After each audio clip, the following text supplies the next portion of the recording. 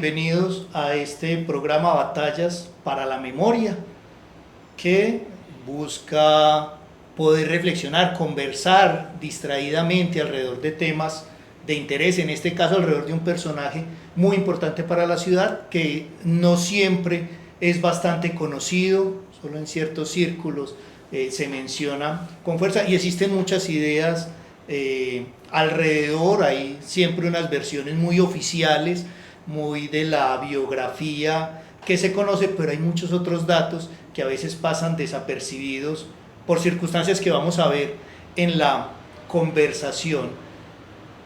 Quien les habla, Diego Ríos, sociólogo de la Universidad de Antioquia, investigador en temas de memoria y patrimonio, y estoy con Manuel Fadwil Alzate, un administrador apasionadísimo de los temas de historia, memoria y patrimonio de la ciudad, un habitante de toda la vida de un sector muy especial para la ciudad, que es la Quebrada Arriba, la zona de la Toma, y nuestra invitada del día de hoy, sobre quien vamos a hablar, está muy relacionada con ese espacio. Vamos a hablar, sin más preámbulos, de María Cano Márquez, María de los Ángeles Cano Márquez. Fadwil, bienvenido y muchas gracias por estar en este programa. Buen día, Diego y compañero Oscar, y demás personas que quizás nos puedan escuchar.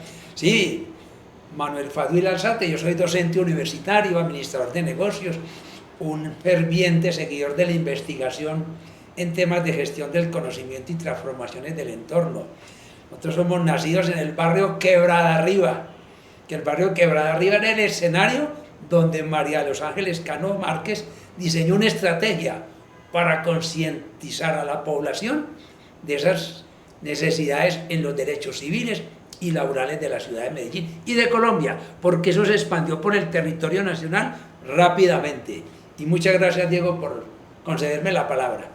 Bueno, vamos entonces a comenzar. Normalmente, ¿qué sabemos de María Cano? María Cano es conocida como la flor del trabajo, está asociada, como bien lo decías, a toda esta lucha por los derechos laborales, por el bienestar de los trabajadores. Es una persona que también tiene una faceta literaria, una faceta que es incluso anterior a la de líder política. Sabemos que nació por allá por 1887 y que murió en 1967. Normalmente se dice que los últimos años, que el último homenaje o intervención pública lo tuvo por allá hacia 1945, al final de la Segunda Guerra Mundial, en un homenaje, pero ahora nos vas a comentar sobre eso, porque aunque reduzca ciertas actividades o cierta presencia grande en la ciudad, no se quedó quieta como muchas veces lo han manifestado. Y sabemos también sobre María Cano, que hoy tiene un homenaje en dos lugares, la institución universitaria María Cano. Entonces recordamos, muchas veces la gente no sabe muy bien por qué la universidad se llama así. Entonces, cuando hablamos de María Cano, hoy pensamos mucho en la universidad, pero hace tiempo existía otra connotación cuando decían que una niña había resultado una María Cano, ¿cierto? Eso es otro factor. Hablemos entonces sobre ella. María Cano, ¿quién fue? ¿Su familia? ¿En dónde están sus orígenes?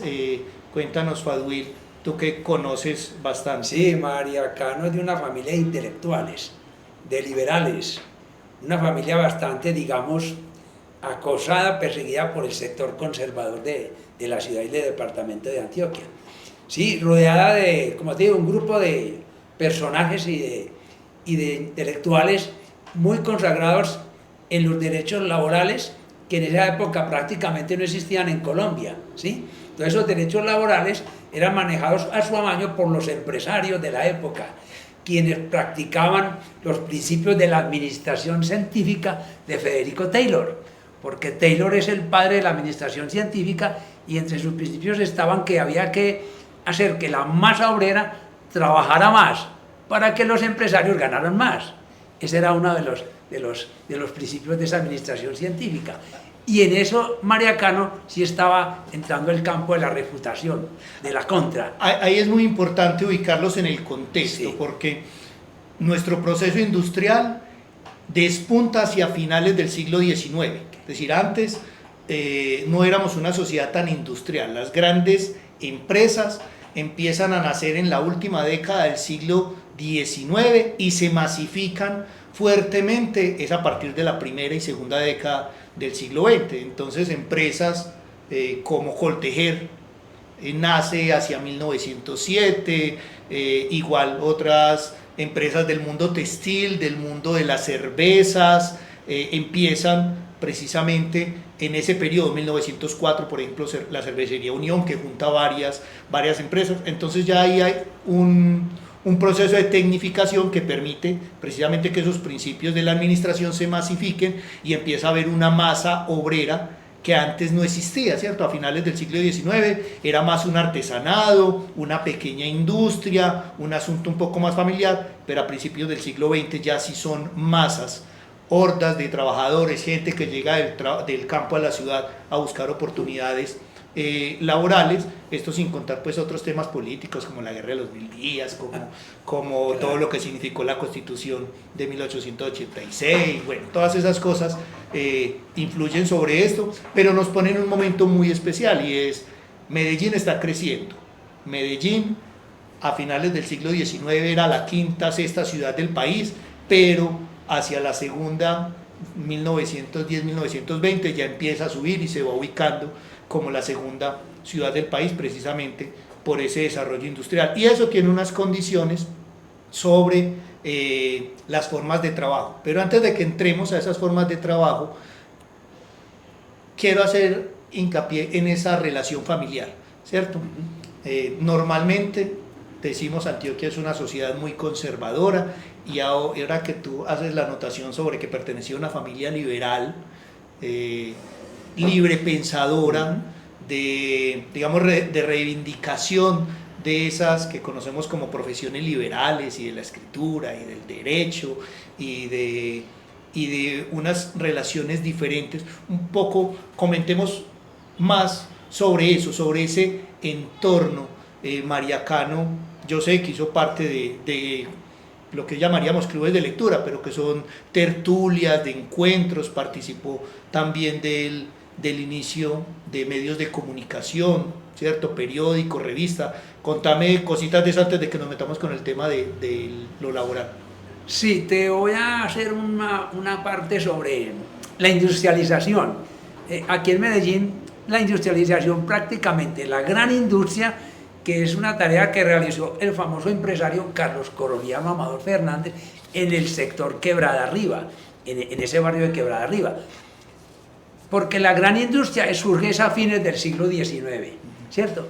O sea, en 1880 Amador va a crear la primera empresa, una medio empresa, que se llama la Casa del Chocolate, que es arriba en Bocaná. En el 82 él crea la Casa de la Sal. Pero Amador en 1886, que al año siguiente van a ser ya María Cano, él en 1886 va a establecer el Molino Caldas.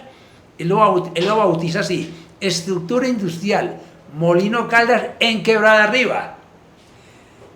Esa es la primera gran industria que hay en Medellín. Esa es la madre de la industria. ¿Por qué? ¿Y producía era? Ese era un molino para moler chocolate, maíz, café y quina para exportación.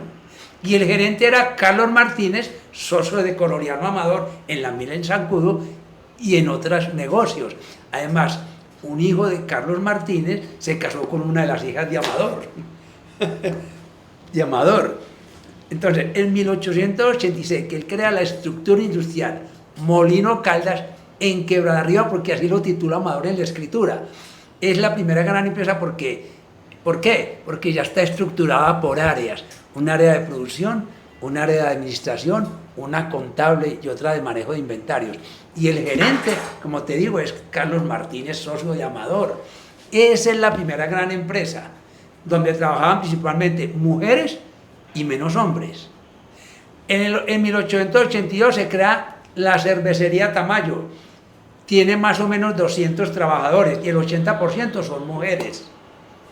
Luego viene la planta de energía, viene la planta de vapor, y luego en los inicios del siglo XX surge Postobón, y Postobón es hoy donde hoy conocemos la esquina de Mimos de la Playa, ahí era Postobón. Ya has mencionado muchas cosas, Sí, y para que sí. quienes no ven se ubiquen hoy en el tiempo. La gente normalmente puede tener más referencia de Coltejer porque lo alcanzamos a conocer Sí. ahí en Boston. Sí, exacto. ¿Cierto? Ahí en Bélgica, Bélgica, con Dimas sí, Estrada, entre Colombia con la y- playa. y Ricaurte. ¿Cierto? Ubiquemos, ese Molino Caldas de Amador, ¿por dónde estaría? Ese molino Caldas, que lo único que queda hoy es la chimenea, está ubicada una cuadra abajo del puente de la Toma. Del costado norte, Sí. como yendo hacia Sí, Boston. sí, bajando la quebrada del Nacimiento hacia el río, a la izquierda. A la izquierda Sí, de la quebrada. Ahí está el molino Caldas. Y el molino Caldas, el Amador construyó las propias acequias para llevar el agua, para mover las máquinas, los molinos, las máquinas de vapor. Listo. La planta de energía queda más arriba del Más puente de arriba la en lo que Toma, llamamos Campo Alegre, Campo Alegre. al lado de la finca Las Perlas, que son terrenos de Amador. Y el molino Caldas, él lo establece una cuadra abajo, en la margen izquierda de la quebrada, una cuadra abajo del puente de la Toma. Listo. ¿Por qué hacemos esta anotación? Porque esto nos ubica en un escenario a principios, Claro. finales del siglo XIX Claro. y principios del siglo XX. La zona industrial por excelencia está en esa zona ese de entorno. quebrada arriba del puente de la Toma. Tiene la planta de energía que después le quedaría Claro, a Coltejer. claro. Tiene la planta de vapor, No, que claro. hubo dos, una al frente de la planta de energía y otra más abajo frente a Coltejer, Claro, y al lado donde de- hoy es la escuela Antonia Santos. Eso, de- por ahí hubo de otra, Javier claro, Alondoño. claro. Estamos en la zona. La cervecería Sí. Tamayo también queda ahí cerca. Sí, claro, la cervecería Tamayo era al frente o al lado de Coltefábrica, o sea, al frente del Teatro Buenos Aires, en todo Colombia con Bélgica. Y esa empresa tenía 200 trabajadores, la mayoría son mujeres. Mira, la mayoría son mujeres. Cuando surge Postobón, que es en la playa, o sea, el paseo Quebrada Arriba con Girardot, donde hoy es mismo, ahí surge Postobón. Y luego en el 1907 surge La Reina, que es Coltefábrica. Y Coltefábrica es una empresa que creció rápido, compañeros, porque en 1920 Coltejer ya tenía 1.200 trabajadores y el 85% eran mujeres. Entonces en la zona prima esa mano de obra femenina. Listo. Una razón. ¿Por qué primaba esa mano de obra femenina y de menores? Porque eso venía de la revolución industrial, de fines del siglo XIX en Inglaterra, que era tomar las mujeres y tomar los niños, porque no había que pagarles salario, o se pagaba a su gusto, a su amaño. Había una gran rentabilidad. Sí, la gran rentabilidad. Y como te decía, los principios de Taylor, uno es que trabajen más los obreros para que los gerentes y los empresarios ganen más. Ese es uno de los principios. Entonces ahí ya Sí. tenemos un escenario muy importante, y es esa Sí. diferenciación entre los roles de hombres y mujeres en relación al trabajo industrial, pero en relación a Claro. todas las facetas de la Claro. vida. Y ahí cobra mucha importancia lo que era ese pensamiento liberal y los debates frente a derechos, hacia posibilidades de participación política, quienes tienen digamos, el privilegio de acceder a formación, de acceder a diferentes posibilidades de desarrollo Sí. económico y social. Ese es en el entorno en el que empieza María Cano a actuar y a tener, digamos, una relevancia Sí. para la ciudad. Y también te agrego, Diego y compañero, además de que es una fuerza pues laboral débil, que son niños y mujeres, y no los hombres, porque de todas formas la Iglesia y el Partido Conservador no está de acuerdo en que las mujeres trabajaran, que las mujeres eran solamente para estar en el hogar y producir hijos. Entonces los empresarios aprovechaban eso para poder pagar menos, porque a los hombres por ley había que pagarles más. Si un hombre le ganaba 100 pesos, a una mujer le pagaban 20 pesos.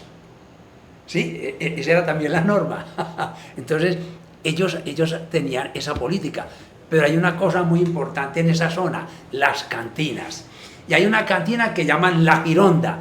Y La Gironda es un punto de encuentro donde va María Cano y una serie de intelectuales como Abel Farina, León Zafir y León de Grey. Bueno, ahí tocas un Sí, punto muy sí. interesante. ¿qué hacía María Cano en una cantina, en un lugar, si tenemos estas diferenciaciones de roles? Una primera cosa, y una segunda es normalmente cuando la gente escucha que es la flor del trabajo, se imagina una María Cano obrera, Sí, ¿cierto? Pero eso no es tan así. No ¿Cuál es es tan- el mundo de María Cano Sí. y por qué está en ese Sí. escenario? como decíamos, María Cano es de un mundo de liberales. El primo Tomás Uribe Cano, Luis Carlos Tejada Cano es primo de María Cano. Mire que es un círculo intelectual. Con Luis Tejada participan del Correo Liberal, de la Correo revista Liberal, Cirano. la revista Cirano, allá en la famosa cantina Cirano que es ahí en Ayacucho esa viene a ser con Pascasio Uribe. Sí. Que ahí está, pues, el Diagonal, edificio. diagonal a donde hoy es Sí, la estación. la estación Pabellón del Exacto. Agua, incluso la casa hoy se conserva, el edificio, la fachada se conserva. Exacto, sí. Entonces, mira, en el barrio de Cabra Arriba está todo el empuje de la industria, está ese desarrollo capitalista, está el desarrollo del capitalismo, ¿sí? Pero a la vez están las cantinas. Y las cantinas son puntos de encuentros, no solamente para la masa obrera que ya está formándose en la zona, sino para los empresarios y los emprendedores de ese tiempo, que en los cuales destacamos Coroliano Amador, José María Tamayo, Alejandro Echavarría, los Vázquez y otra serie, todos de formación liberal. Entonces, en el Cirano, en la cantina La Gironda. Gironda, predominan los liberales. Entonces, esa serie de ilustrados, de personas cultas, como yo les decían, que eran los cultos, a los lectores y los intelectuales de la época. Entonces, ahí se reúnen ellos. Habla sobre la problemática social, laboral de esa zona, que es donde está esa masa obrera, donde predomina el sexo femenino. Entonces, ahí es donde María Cano entra en acción, ahí es donde diseña la estrategia, que primero hay que a los niños y a las mujeres y a los hombres también hay que educarlos. Entonces, primero que necesitamos bibliotecas. Vamos a montar bibliotecas populares para que la gente lea. Vamos a visitar las empresas, los centros fabriles, para ir promulgando la doctrina. En el Puente de la Toma, en julio del año de 1924, es donde bautizan a María Cano la flor del trabajo, es en ese puente, y en ese puente María Cano da a conocer los principios de la revolución bolchevique, o sea en Rusia, o principios de la revolución de octubre, como también se llama. Yo digo lo siguiente, compañeros, al Puente de la Toma es donde llegó el comunismo en Colombia, y lo divulgó María Cano, es en ese punto, porque hasta la masa obrera y está ese choque de cultura entre capitalismo y socialismo, es en ese lugar. Entonces, y como digo, hay los centros de diversión para la gran élite empresarial y para los obreros, pero de todas maneras los de la élite empresarial también van a las cantinas. Digamos que ese es un momento donde todavía no existía una gran, digamos, fragmentación o distinción entre ricos y pobres en materia de diversión, digamos. No ya, la había. ya habían comenzado a salir Sí. clubes sociales Sí, y todo, sí. pero realmente existía una mayor interacción entre clases sociales. Claro, es que ellos interactuaban todos en el mismo punto, porque en 1898, Coroliano Amador le pidió un permiso o le hizo una solicitud para abrir un establecimiento en Quebrada Arriba, un permiso que se va a llamar Club Social La Toma, al lado del Puente de la Toma, enseguida donde estaba una cantina muy famosa llamada La Toma de la Bastilla del Barcelona. Entonces Amador solicitó un permiso para crear ese Club Social La Toma, y en ese Club Social La Toma van a estar los empresarios de la zona también. Vamos a crear un club al estilo de los grandes clubes del centro de Medellín. Entonces está Amador, están los Uribe, están los Piedrahítas, están los Arroyaves, están los Tamayos. Entonces vamos a crear el Club Social La Toma. ¿Con qué fin? Sí, vamos a enseñar que jueguen el billar, que jueguen el parqués, que jueguen las cartas, la música y el baile, y otros asuntos sociales. Dice la escritura. Eso también tuvo gran influencia en la zona, el Club Social La Toma, que apoyaba no solamente pues, la diversión y los bailes y la música, sino también lo social. Porque ese club social asistían también en gran volumen la masa obrera que estaba en ese lugar. Entonces aquí vamos a... Sí. ¿Dónde entra María Cano? ¿Qué dicen las versiones, las biografías de María Cano? Es que ella comienza su relación con esa masa obrera de mujeres, de niños, a partir de la puesta en funcionamiento de una biblioteca para obreros. Es decir, ella se acerca a partir de ese ejercicio de dispongamos de una biblioteca, enseñémosle la literatura, la poesía a la comunidad, y ahí empieza un enamoramiento con la causa. Es decir, ya tenía la sensibilidad, ya hacía parte de esas, un comentario al margen, era un momento donde la ciudad tenía lugares de encuentro, tertulias conservadoras, tertulias liberales. Entonces los liberales se encontraban en un lugar y los conservadores se encontraban en otro. Entonces estaba la tertulia de los Izaza, más de origen conservador, y estaba la otra. Bueno, ahí para que lo consulten, para que lo lean, porque es un momento interesante. Ella está dentro de esa línea liberal, con Luis Tejada, mencionaste ahora a Zafir, Darín Moreira, que son dos mediadores culturales, bueno, claro, están en ese escenario. Entonces ya hay un pensamiento de apertura, de un pensamiento liberal, de otras posibilidades para la mujer. Ella quizá ha tenido el acceso a libros, a literatura, formación, precisamente por hacer parte de esas familias, de los Cano, de los Márquez, esa relación, su primo que ahora lo mencionabas, Tomás Uribe Márquez, que más adelante pues estarían involucrados incluso en temas de probar la cárcel por precisamente esa difusión de las ideas comunistas y socialistas, pero no nos adelantemos a ese momento. Entonces ella comienza con ese tema de la biblioteca. ¿Qué podríamos decir sobre eso? Sabemos dónde era esa propuesta de biblioteca, también está en ese entorno cercano, un poco en qué consistía esa iniciativa. La iniciativa, hasta donde yo he escuchado, pues lo que nos ha dado la tradición verbal en mi casa es que los amigos de María Cano, entre los consejos que le daban era las fuentes de consulta. Entonces, que había que tener libros, o sea, había que crear una biblioteca. Ellos tenían sus bibliotecas particulares y la familia de María Cano tenía una amplia biblioteca, claro. Entonces, de ahí viene esa idea de crear una biblioteca popular, porque ella dice que tanto los pobres como los ricos tienen derecho al conocimiento, al aprendizaje, para poder conocer sus derechos civiles y laborales y salir a defenderlos. Para la época, prácticamente en la ciudad, la única biblioteca que existía era la de la Universidad de Antioquia. Ah, sí, es que no había biblioteca interna, pública. pero bibliotecas públicas. Sí, no existían las bibliotecas, eran todas a nivel particular. Eso es revolucionario. Usted en una vía pública enviando mensajes de que voy a crear una biblioteca y visitando todas las empresas y todos los talleres de artesanos y las zapaterías y las carpinterías que abundaban en esas zonas, de que había que ir a leer los libros para aprender a conocer sus derechos. Eso es revolucionario. Y ese era el temor de la clase empresarial e industrial de Medellín, que todas las hijas se iban a convertir en mariacanos. Eso era un temor que había. Entonces las mantenían reprimidas. Eso es algo que sucedió un poquito después. Estamos entre 1923-24, que inicia con... Ya escribía, es decir, ya había participado, claro, desde 1916-1917, había participado de concursos de escritura, de poesía, incluso algo poco conocido, pero que podemos acceder a él con los ejemplares que hay de la revista Cirano o del Correo Liberal.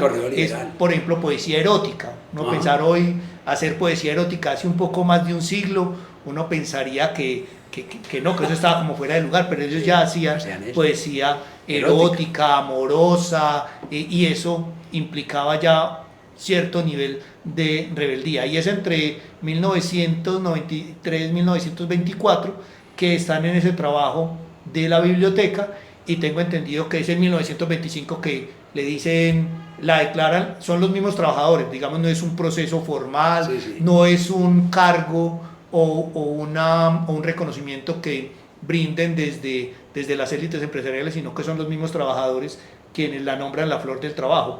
¿Cómo es eso? Ahorita mencionaba sobre el lugar donde eso sucede. Sí, nos contaba mi mamá, sobre todo de mi papá, porque mi papá llegó a esa zona en 1920, ya estaba en apogeo Coltefábrica. La revolución de los telareños, así llamaban la revuelta en el barrio Quebrada Arriba, la revolución de los telareños. Entonces, en julio de 1924 la bautizan la Flor del Trabajo, los mismos obreros, la masa obrera. Al año siguiente es cuando se crea el Partido Comunista de Colombia y oficialmente ya le da la Flor del Trabajo, que es el nombre que perdura hasta hoy, ¿sí? Cuando los telareños hacían la revolución, ellos recorrían no solamente el centro de la ciudad, sino que también ciertas calles las utilizaban, las empleaban como ruta. Y siempre terminaban, ¿dónde? En Coltejer o en la Quebrada Arriba, en el Puente de la Toma. Pero había un lugar muy especial que es para más adelante ampliarlos, y es una placita que en tiempos de la colonia se llamó la Plazuela Aguinaga, en nombre del primer alcalde de la villa, que era Miguel de Aguinaga.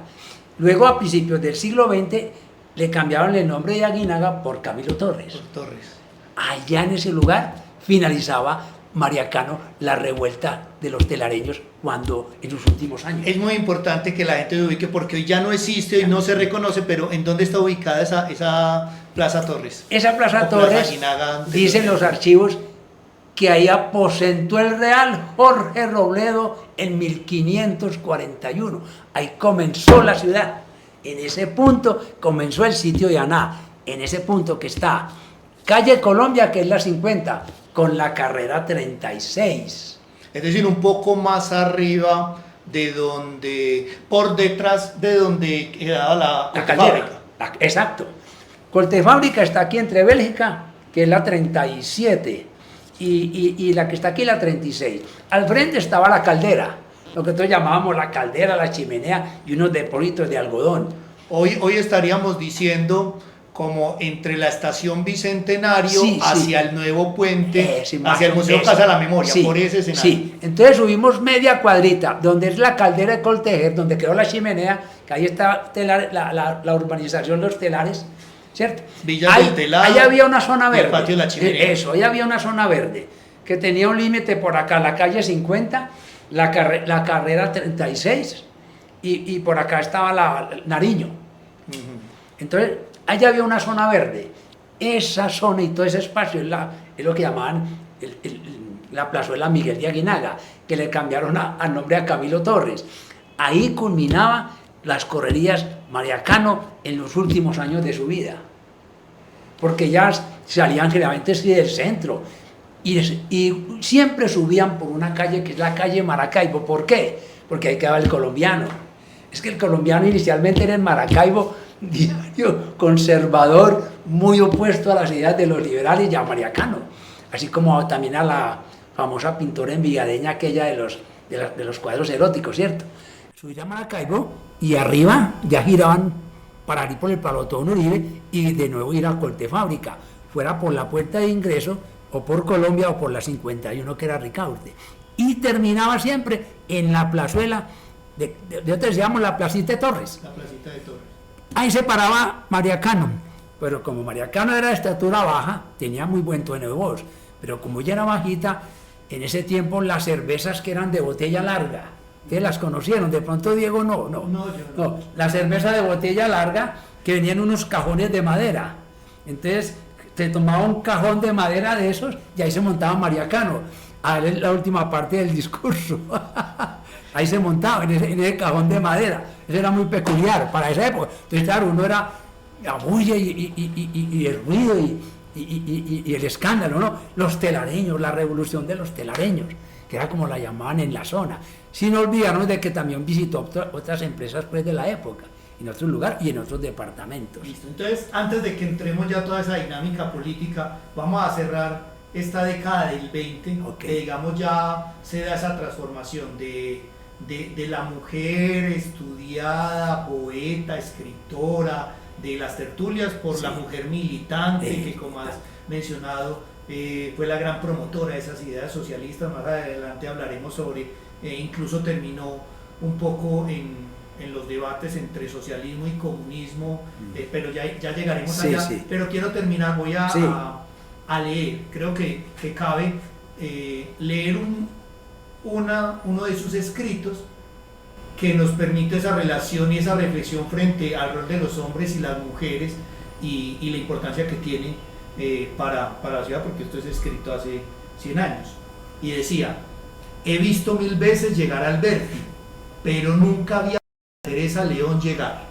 Alberti entre flores, bajando la escalinata, y una mujer 10 pasos más atrás, sin derecho siquiera al eco de los aplausos, barriendo el suelo de pétalos, más atrás, 10 pasos, pensando en ir haciendo la cena, y en las lavadoras de todo un exilio por poner, 10 pasos más atrás, una mujer. He oído 1000 veces hablar a Alberti, pero nunca oí a María Teresa León hablar. Nadie supo enseñarme la voz detrás de sus palabras, ni pude aprender en ningún colegio cuál era su verdad. María Teresa, viniste del mismo exilio, pero de ese otro, el de la mujer detrás siempre, el del genio siempre es él. De ese otro nunca volviste, y a nadie parece haberle importado nunca. Uno hay en las palabras, en el escrito, hay ese profundo sentimiento de algo que hoy sigue siendo central en los debates políticos, y es la igualdad, la equidad en los derechos, en ese texto. Y uno puede suponer no, puede tener plena conciencia que detrás de toda esa lucha política está fundamentalmente un tema alrededor de la igualdad, de los derechos, del bienestar de las mujeres, y eso, digamos, le da mucho sentido ya al trabajo político que emprende, ¿cierto? Ella en la poesía muestra esa desigualdad, sí, de la que es testiga, que considera fuertemente injusta y por la que se dedica entonces a trabajar, además en ese contexto donde las mujeres eran, como decías ahora, un 80% de la fuerza laboral de la ciudad, y empieza a hacer esa militancia política, ¿cierto? En esa militancia política podemos ubicarnos, finales de la década del 20, sucede la masacre de las bananeras, bueno, ya no nos vamos a adentrar, pero digamos que ese es un hecho que la catapulta a pasar también de lo local a lo nacional, a hacer una gira. Ahorita nos mencionaba sobre eso. Comentanos más sobre esa incidencia de María Cano en esa gira nacional y en esa promulgación de las ideas socialistas. Sí, entonces, como lo decís, sí, María Cano tenía buscando ese idea de lo equitativo, la igualdad, ¿cierto? Y era muy benefactora, sí, era muy benefactora pues con las clases menos favorecidas, pues los pobres. Fíjate, pero cuando ya María Cano es bautizada la flor del trabajo, y ya lo confirma el Partido Comunista de Colombia o el Partido Socialista Revolucionario, como también se llamaba, entonces ella ya se extiende a otras fronteras nacionales, entonces va a otros departamentos, de todo el eje cafetero, va por lo que es el Valle, lo que es Boyacá con Dinamarca. En una de esas correrías la conoce una figura que más adelante va a tener gran impacto en lo social en Colombia, y se llama Pedro Antonio Marín, que luego se llamó Manuel Vélez Marulanda, se autollamó. También estuvo Manuel Quintín Lame, también la conoció. Esos dos personajes estuvieron en Medellín en varias correrías con María Cano por el barrio Quebrada Arriba, ¿sí? Entonces ya cuando extendió sus brazos de esa igualdad social, de esa equidad, fue a otras zonas buscando que esas masas sociales, que esas masas obreras laborales pudieran reclamar sus derechos de una manera más justa, más equitativa, más igualdad para todos, porque había grandes diferencias entre el sector de la clase dirigente, los empresarios, los industriales y la masa obrera, que continuaba muy desprotegida en esos años 30, ¿sí? Entonces, el papel que jugó María Cano era concientizar desde la formación de bibliotecas a la masa social, a lo laboral, para que dieran unos pasos más arriba de modo de reducir esa brecha que había entre los dirigentes y sus operativos, porque estaba muy marcada, sobre todo porque estaba esa hegemonía conservadora en todo su apogeo todavía en los años 30. En eso ahora mencionabas que obviamente pues las mujeres se les podía pagar menos, claro, pero también podían trabajar muchísimas más horas. Sí. Hay algo en lo que se pudieron poner de acuerdo alrededor del trabajo, no solo para mujeres sino para hombres, y no solo estas orientaciones más de tipo político, comunista, socialista, sino también la iglesia y sectores conservadores alrededor de los derechos laborales, y que es algo por lo que se reconoce María Cano, esa idea de los 3 ochos. Los 3 ochos. ¿Cierto? ¿En qué consistía eso? Sí, los 3 ochos es ella ir buscando de la igualdad, la equidad, sí. 8 horas de trabajo, 8 horas de descanso y 8 horas de estudio, porque María Cano sí tenía muy claro eso, de que el estudio es la base de la formación de una persona para ser más productiva y más equitativa en lo social y en lo económico. Ese es un punto clave en ella, los 3 ochos. Y esos 3 ochos ella los comenzó a exponer, a dar a conocer en el departamento de Caldas, en esas ciudades como Manizales, a conocer los 3 ochos. Y eso también se difundió con rapidez. Entonces ya es cuando luego viene más adelante, ya se va a estructurar, digamos, ya unas leyes laborales, y ya entran los 3 ochos. Pero para mí es fundamental lo que ella dice, estudiar. Y vemos hoy en día que grandes naciones, que son pobres en recursos naturales como Japón o las Coreas, son los más competitivos. ¿Y cuál es la base? El estudio. Y hay que tener en cuenta que para esos inicios de la década del 30, por ejemplo, las mujeres ya podían acceder algunas al tema de lo que llamaría el bachillerato, ¿cierto? No solo las primeras letras, sino el bachillerato. Y solamente acá, alrededor del 34, 35, comienzan a ingresar a la formación superior. Ahí ve uno un efecto en eso. Y te mencionaba que había un acuerdo, porque normalmente cuando hablamos del sindicalismo o de las luchas obreras, ya solamente pensamos en ese sindicalismo con el apoyo político comunista, el sindicalismo comunista, pero en la época también era relevante lo que se conocía como el sindicalismo cristiano, es otra línea de pensamiento, pero todos pudieron alrededor de ese tema humano de los 3 ochos encontrar un punto en común. Entonces el sindicalismo cristiano también lo promovió, y eso, digamos, tiene un efecto de beneficio, pero se encontraban ahí y se distanciaban en otros aspectos, ¿cierto? Claro. En qué aspectos fue muy cuestionada y muy perseguida y incluso casi que prohibida María Cano en el contexto, ¿cierto? Que aquí todavía estaba Manuel José Caicedo, a comienzos del 30. Sí, estaba Manuel José Caicedo. Temas de prohibición de ciertas lecturas, claro. cómo se movía eso y qué tanto eso también afectaba a lo que hacía María Cano. ¿Cuál era, digamos, la reputación en vida a nivel general de María Cano? No, sí, para Monseñor Manuel José Caicedo, María Cano era una persona bastante contraria a sus principios conservadores. Una mala influencia. Sí, una mala influencia. Y como te dije ahora, ella la consideraban un peligro para la sociedad de los grandes, de la gran élite empresarial de la ciudad industrial, porque de pronto contaminaba de sus ideales socialistas a las hijas de los empresarios, y ellos no estaban de acuerdo con eso. Es que la mayoría de los colegios de monjas y de curas eran conservadores. La enseñanza, la presentación, el mismo colegio de San José y San Ignacio eran muy conservadores. Además había unas leyes que venían de fines del siglo XIX, donde eso era mal visto. Al lado de los que les gustaba la diversión que amamador, la diversión y las fiestas y los carnavales, había una ley que no gustaba con eso, que no se debían a esas personas que promovían la diversión y esas ideas liberales, porque los conservadores estaban cerrados a no permitir eso. ¿Sí? Entonces era como una versión pasada de lo que hoy escuchamos mucho de libertad sí pero no así, derechos sí pero no así, exacto.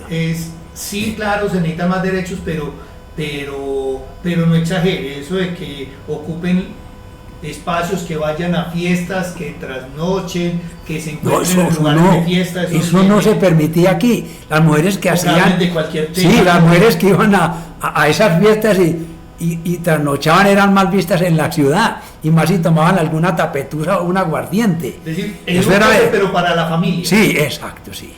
Entonces las fiestas, digamos, como llamaban una fiesta, un matiné o una vespertina bailable, nocturna nocturna nada. Entonces los bailes empezaban a las 1:30 de la tarde, porque esa era la exigencia prácticamente que se impuso. Pero la hegemonía conservadora tenía prácticamente sumisas a todas las mujeres, sobre todo las de la masa obrera. Entonces, esa es la importancia de María Cano.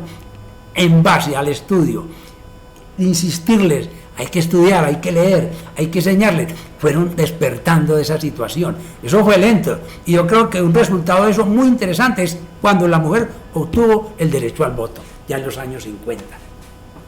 Ese es un paso muy importante, ¿sí?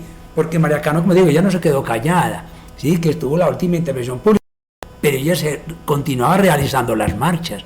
Es que la prensa no mostraba eso. Ya no mostraba, la prensa no señalaba eso, porque de todas formas seguía siendo una parte bastante peligrosa para ese sector de los empresarios.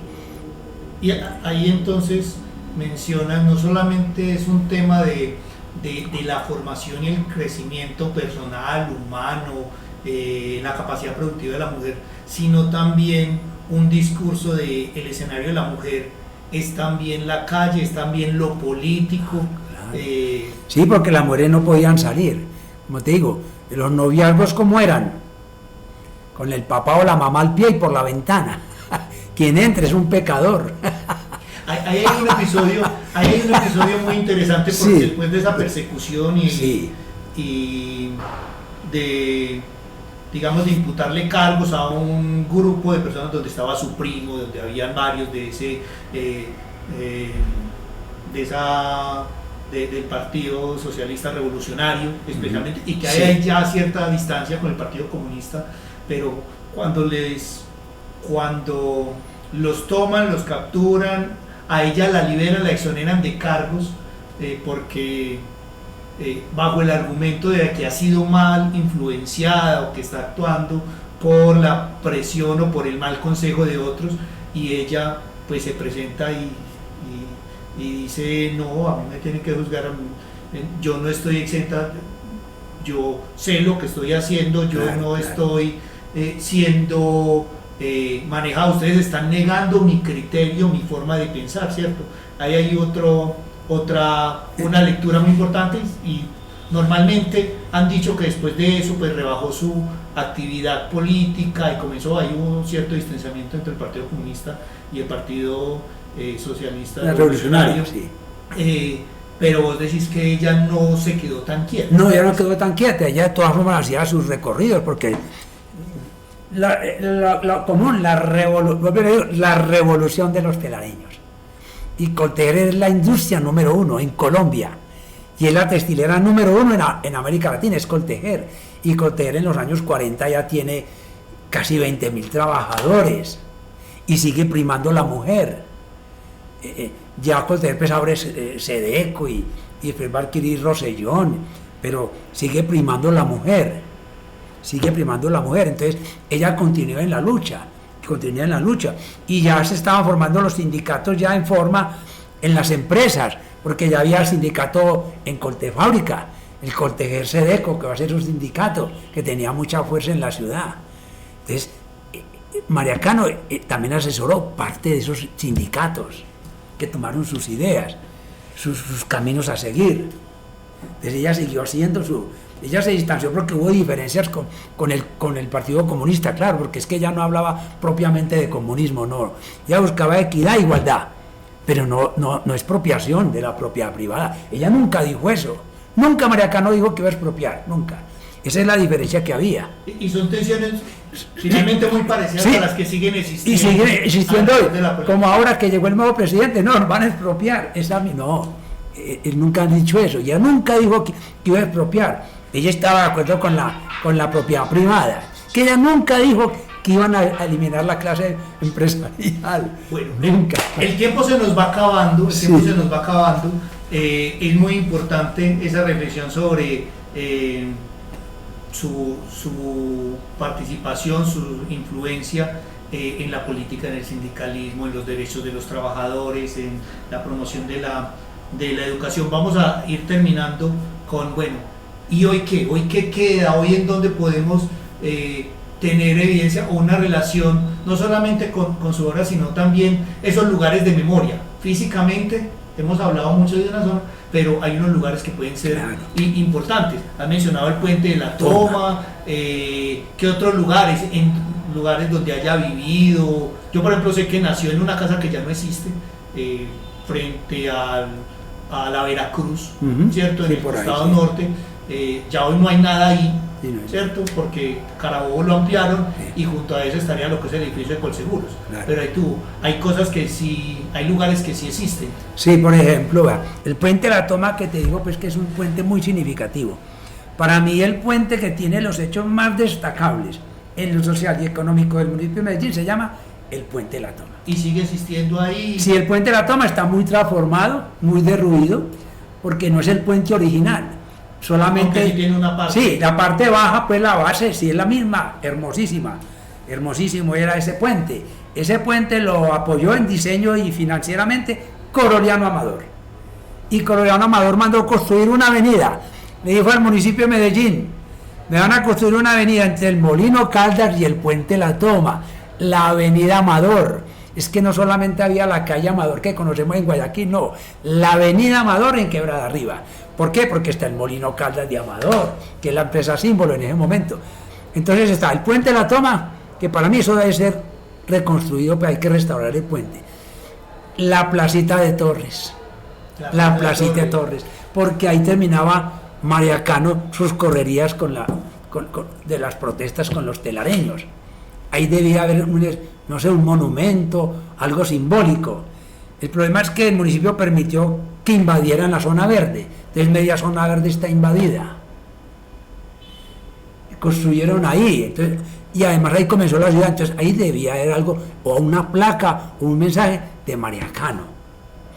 La calle Maracaibo es una calle símbolo para ella, porque te digo por qué, ahí está el colombiano, que es el medio que más repudiaba a los liberales de la época, entre ellas a María Cano y a Débora Arango, porque Débora Arango y María Cano eran muy amistosas y tenían unos principios muy comunes. Ellas conseguían en varias de esas ideas equitativas y de igualdad social. Entonces, esa calle Maracaibo, ya la vivienda donde está ahora, que todavía permanece, creo que también vivió por Manrique. Hay dos viviendas. Sí. Hay una que queda en la calle Villa, cerca a San Juan, ¿cierto? Sí. Todavía subsiste, que era Sí. casa de juventud, realmente Sí. era cuando vivía con las tías. Las tías, sí, ok. Y hay una casa esto viene siendo más Aranjuez. Más que Manrique que Aranjuez, o más Aranjuez que Manrique. Sí.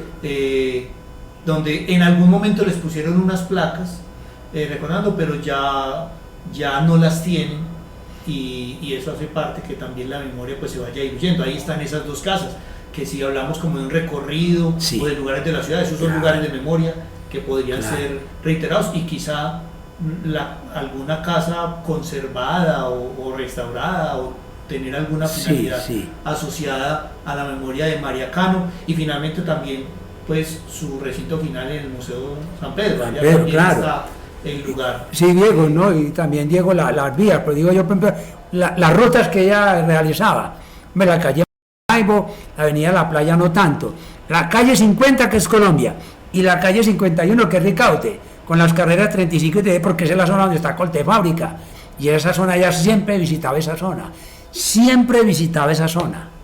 ella siempre hacía los recorridos con los obreros, y la seguían por la calle y todos con la pancarta o el aviso ese, y haciendo la bulla.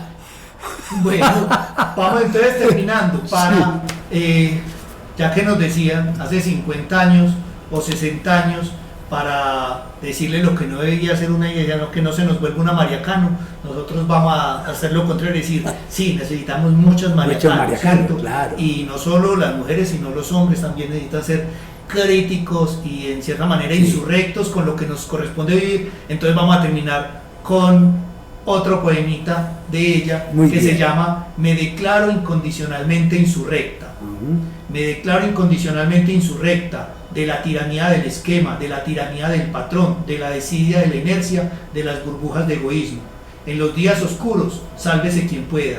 Me declaro insurrecta de ser cosa, de ser medio, de ser escalón, traslúcida, semitransparente, fondo de página, marca de agua, atrezo, telón de fondo, fondo de cajón, encajonada, siempre para ser apenas.